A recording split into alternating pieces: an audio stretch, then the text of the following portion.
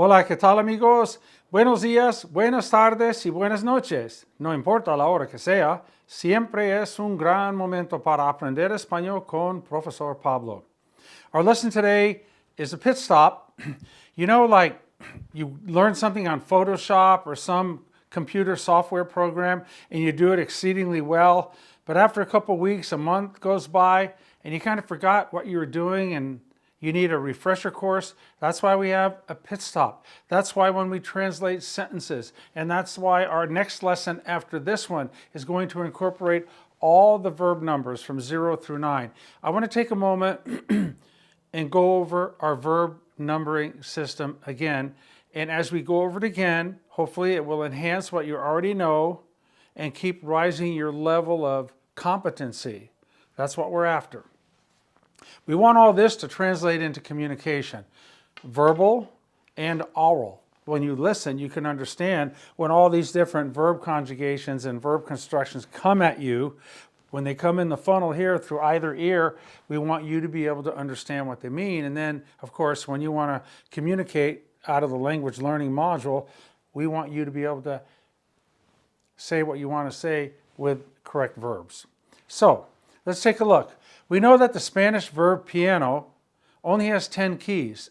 That's pretty simple, 10 keys. Now, keys number 0, 1, and 2, they're not verb conjugations. You do not conjugate them. There's just one form to them. The 0 is the infinitive. We call it 0 because you don't do anything to it. You leave it as it is. Infinitive endings are AR, ER, and IR, like hablar, comer, and salir. We all understand infinitives. It's the to form of the verb. You look up to cook in the dictionary and you're going to come up with cocinar. To bake, you're going to come up with hornear. To eat, comer. They're all going to end in R. Infinitives all end in the letter R. There are 3 types of infinitives, AR, ER, and IR. Okay, that takes care of that. And we use the infinitive all the time in Spanish with verbs like querer. I want to go to the game. Quiero ir al partido. I need to do my homework. Necesito hacer la tarea. We're going to leave in an hour. Vamos a salir en una hora. The infinitive is used like all the time. Now, let's go to verb number 1. Ando yendo. This is the ing form, the present participle, right? So if I want to take the verb hablar and make it talking or speaking, I drop the AR and add ando, hablando. If I want to take comer and make it eating, I drop the ER and add yendo, comiendo. Salir is to leave. If I want to make that leaving, I would drop the IR and add yendo, saliendo. Very, very simple. Now, there are stem changing, ando, yendos, ing forms, right? We have some of those. We have some Ys and so on. There's not too much irregular with ando, yendo, the ing form, but we've gone over those. And my gosh, your best source would be the Profesor Pablo ebook that is on sale for $15. Go to profesorpablo.com. That is in the description for each video lesson. There is a promo code, Pablo50, Pablo 50, and you get it for $15. It's over 500 pages. It has all these grammar, verb numbers separate, has all the irregulars, all the quirky things that go along with them, and so much, much more.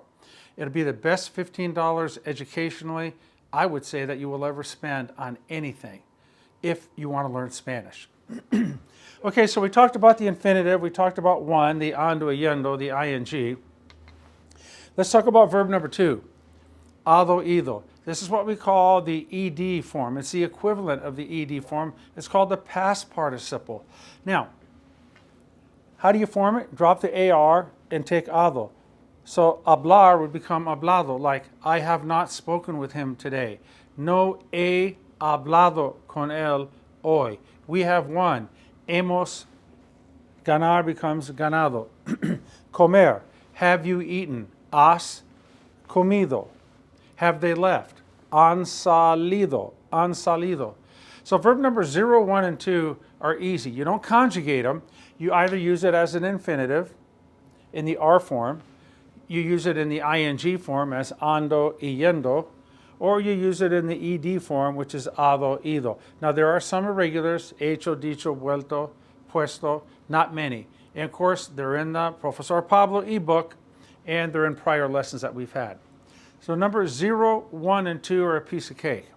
Now, let me tell you that numbers 3, 4, 5, 6, and 7 are what we call the indicative verb tenses.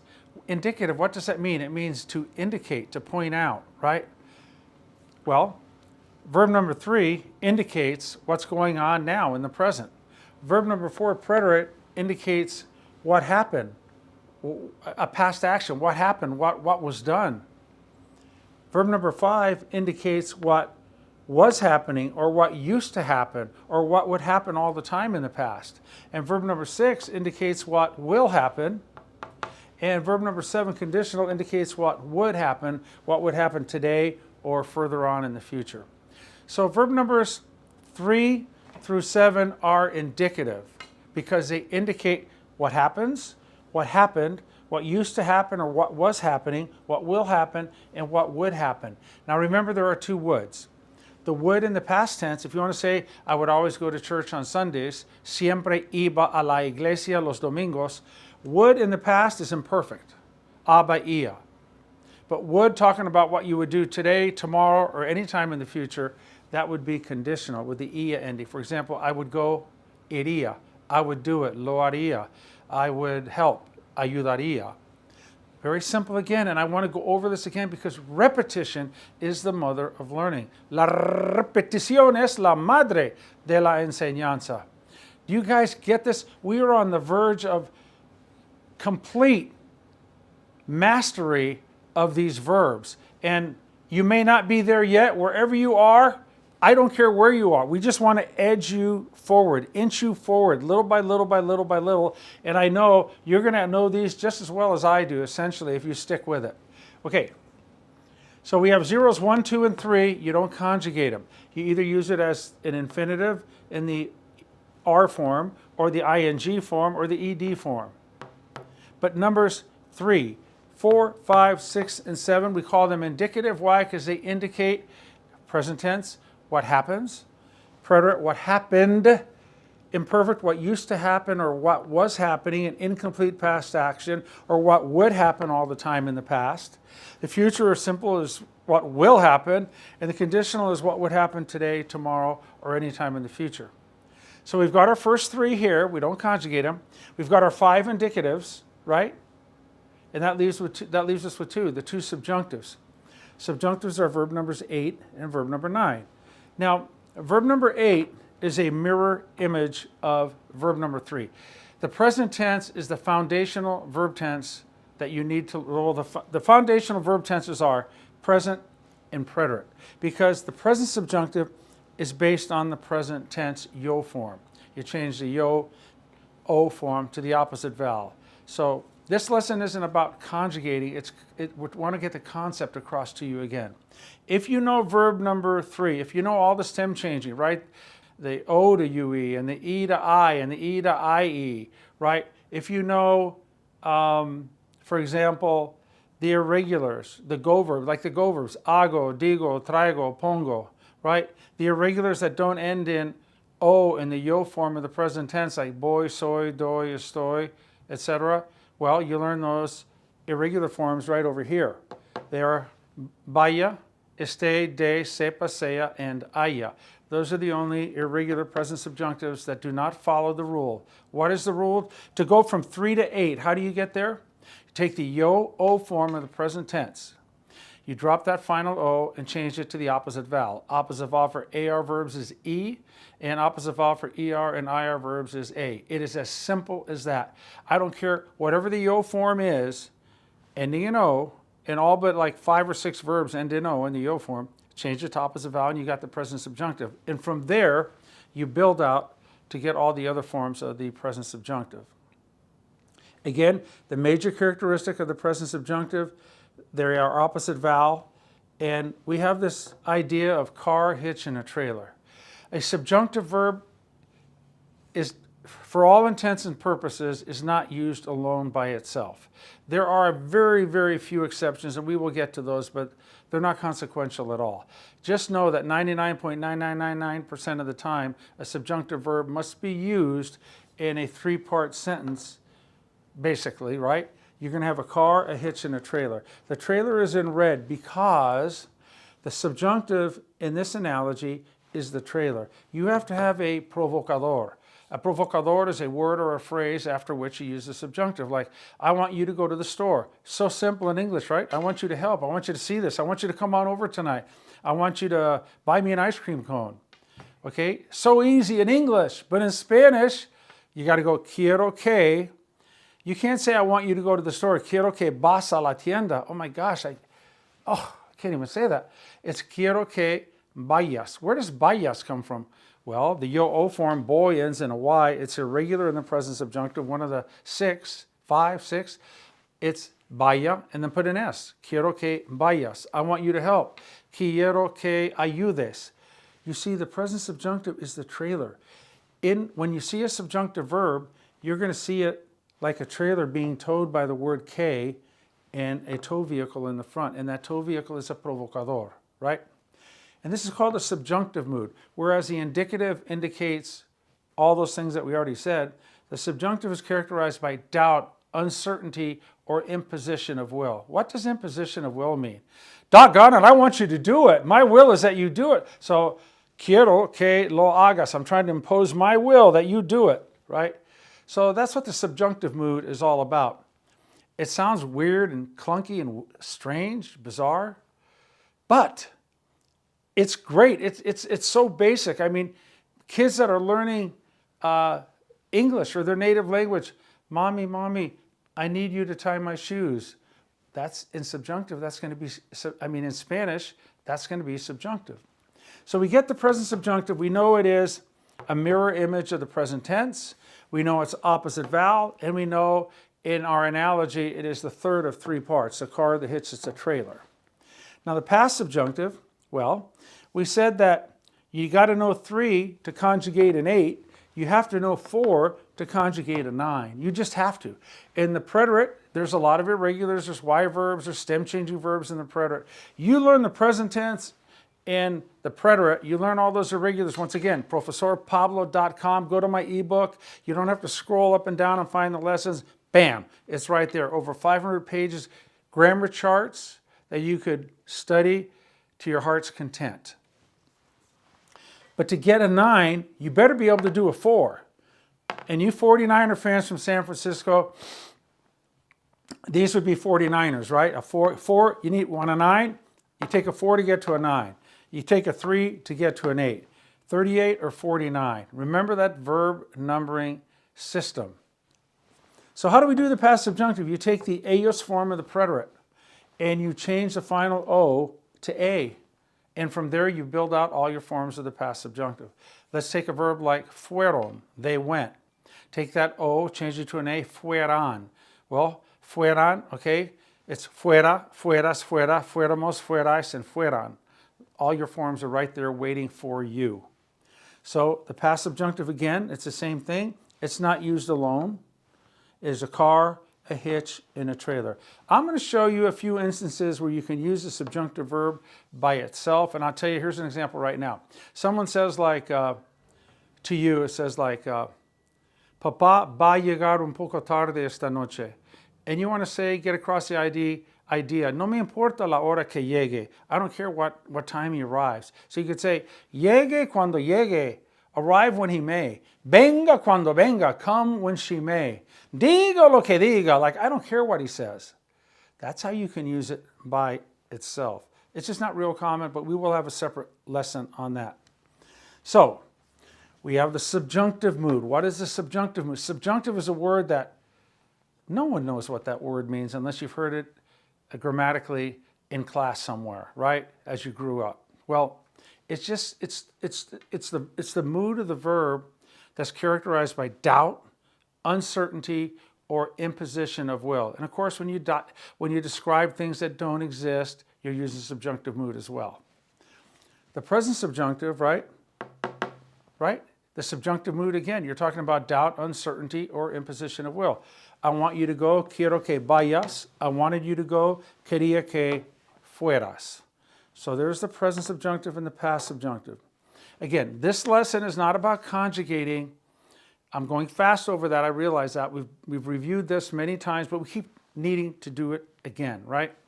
Like spring training in baseball. The pitchers need to learn how to cover first base, right? They do it all the time. They do it during the season, right? Because during the World Series, you don't want to make a mistake and cost yourself the series. So we need to keep going over it and over and over and reviewing our fundamentals. 8 and 9 are the two subjunctives. 3 through 7 are the indicatives, indicating again what happens, what happened, what used to happen, would happen, or was happening, what will happen, and what would happen today, tomorrow, or in the future. And then the first 3 they're not conjugations. So you've got the first 3 that are set. You got the 5 indicative verb tenses and the 2 subjunctive. And the subjunctive are dependent on something in the indicative. The subjunctive is dependent on something in the indicative towing them along. Your provocador is going to be in one of these 5 tenses. So you're starting to see how this all intermingles, how the circuitry is starting to blend together. We're making connections. Okay, verb numbering system. We know there are 10 things you can do to a verb. Leave it alone, 0. 1, put it in the ing form. 2, put it in the ed form. Now the indicative tenses. Say what you do, what you did, what you used to do, what you will do, and what you would do. Those are the 5 indicative. And then the subjunctive, well, again, to get to the subjunctive, you need to have one of the 5 indicatives in front as your provocador, your word or phrase, after which you must use the subjunctive. Certainly, K goes in front of the trailer. So I hope this refreshes your memory about the verb numbering system. Remember that there are 10 things you can do to a verb. 0, 1, and 2, they're solid. You don't change them. You just use them if you're going to use them. The 5 indicatives, we use those all the time. And if you want to go with a subjunctive, you're going to need one of the 5 indicatives to be that car that pulls that trailer with a K in between. That's the trailer hitch. And there are certain types of verbs that cause the use of the subjunctive. Not every verb, certain types of verbs, and we've gone over those as well, and we will go over them again and again, y otra vez más. Okay, I'm pumped because I'm feeling like when I do the lessons here in my studio, and we're on lesson like 351, I think, that's a lot of lessons. And I love every moment of this, and I thank all of you for your comments. Please subscribe and like. I want to grow the channel as much as possible. Comment and share. But when I'm up here doing lessons, in the back part of my language learning module in my brain, it's saying, hey, Pablo, I think it's time that you go over and review the verb numbering system again, right? To make it clearer. It's kind of like photography. You can get a basic lens, but as you spend more money and get better at photography, you're going to want to get maybe a more advanced lens that takes a crisper picture. It's clear, right? It's real crisp. And so that's what we're doing. We're refining our focus, and we're understanding this. We're taking all these things that in the past might have been obstacles to us to communicate in Spanish, and we're getting to a point of mastery. And again, there are 10 verb numbers here. Let's look and take one at a time. If you get one, I get goosebumps with this because it is so important. Don't ever compare yourself to anyone. Look and say, okay, I get the infinitive concept. I know how to do that. I get this. I get this. I'm pretty good with the future. I need to work on the subjunctive. But whatever you're good at, you're going to build upon that. If this is the base camp and you're trying to climb a mountain, and this is the top of the mountain right here, and here you're just starting out, well, you've got to get to all these midway points to get to the top of the mountain, to the past subjunctive. And we're getting there. And again, you're seeing how the 3 mirror image of the 8, and the 4 is a mirror image of 9, the past subjunctive. So once you learn 3 and 4, you know 8 and 9. And then what, 5, 6, and 7? There's nothing to it. Absolutely nothing to it. So, and this whole verb numbering system, I created it. Everything in these lessons, I don't copy anyone. I don't go to any books. This is a system that not only I developed, but I keep developing, right, and refining from all my years of teaching Spanish. And that's been quite a few years now. I'm excited. I know you're excited. And we've got this together. Hola. All right, I came back to the whiteboard. I thought when I was done and signed off, oh my gosh, something really important I want to point out. Well, verb number 0, the infinitive, we know that we use irá plus infinitive, like I'm going to be home tomorrow. Mañana voy a estar en la casa. We're going to go to the beach this weekend. Vamos a ir a la playa este fin de semana. Vamos a ir al mar. We know with, like, I have to work tomorrow. Tengo que trabajar mañana. I want to go. Quiero ir. I need to see it. Necesito verlo. I just arrived. Acabo de llegar. There are many, many ways we use the infinitive. We get it. Now, what verb do we use with the ando y yendo? What verb do we use with the ando and yendo? We use the verb estar. These are, when you use estar with the ing form, it's called the progressive tenses, right? When we use these by themselves, the indicatives 3 through 7, they're called the simple tenses. When we use estar with the ing, the ando y yendo, they're called the progressive tenses. For example, it is raining. Está lloviendo. I was eating. Estaba comiendo. I will be living in the mountains next year. El año próximo estaré viviendo en las montañas. Don't you see? To use the progressives, all you do is you take the, I'm getting goosebumps. You just take the 5 indicative tenses of estar.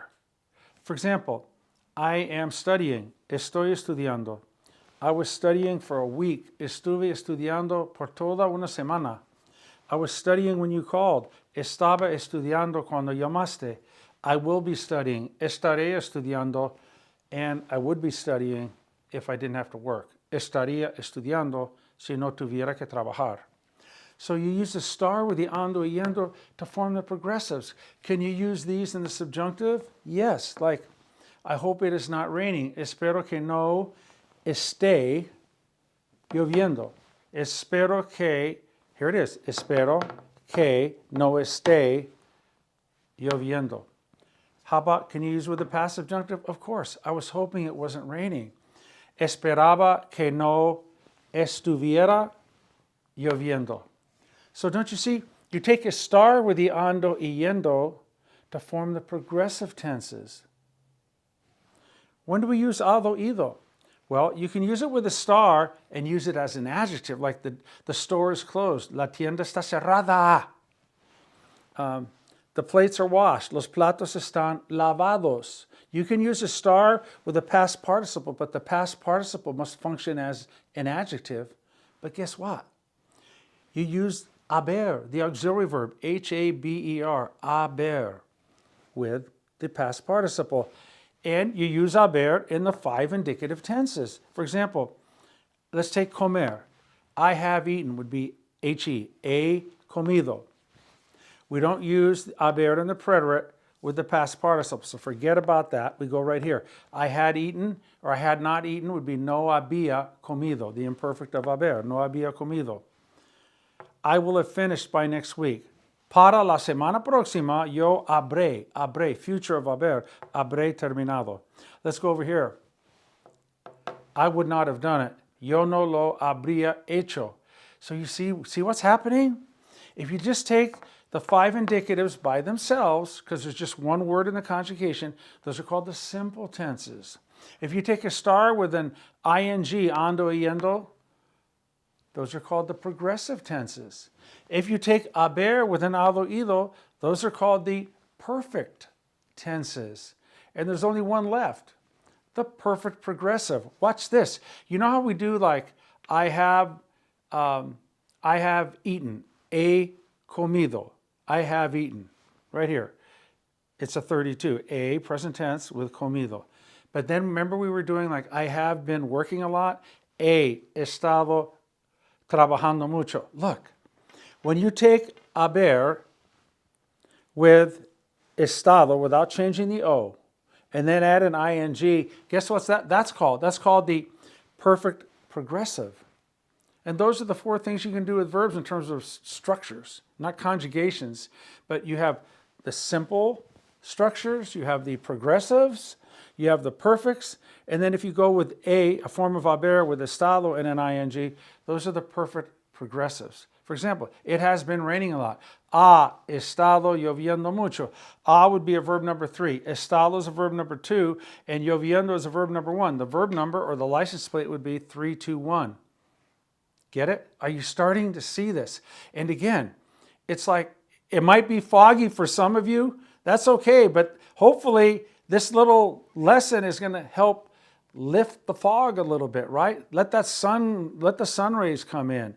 So we're getting there. We are so getting there. 350 lessons, we're getting there, I'm telling you. So again, we've got 0, 1, and 2, the infinitive, the ing, and the ed. You don't conjugate them, you use them. We know that the ando yendo is characteristically used with a form of the verb estar in front of it. We know that the ado ido is characteristically used with a star in front if you're using it as an adjective or a form of haber, H-A-B-E-R, the auxiliary verb in front when you use it as a perfect tense. And we know now that when you have a form of haber with estado in an ing, you're going 3-2-1, 321. That's the perfect progressive. So we have our simple tenses, which is just one verb.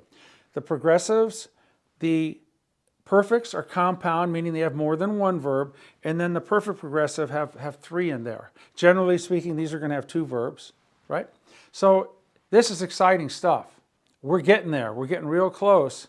And again, every time we go over something, if you see a title on a lesson, you say, no, I know that, we've done that. No. You have to listen, you have to watch, and you're going to learn so much more by doing it again and again and again. Because now you know 0, 1, and 2, you know that 1's used with a star, 2 is used with a estar or haber. 1, the infinitive, can be used with a lot of verbs in front of it. We know the present tense through the conditional, those are the 5 simple. We know if you have a star with an ing, those are the progressives. If you have a star with an ado, ido, using it as an adjective, or you can go haber with ado, ido, those are the perfects. And then present, perfect, progressive. You could go, the past perfect progressive would be like, I had been studying a lot. Había estado estudiando mucho. I should have been studying a lot. Hubiera estado estudiando mucho. Okay, cuídense mucho.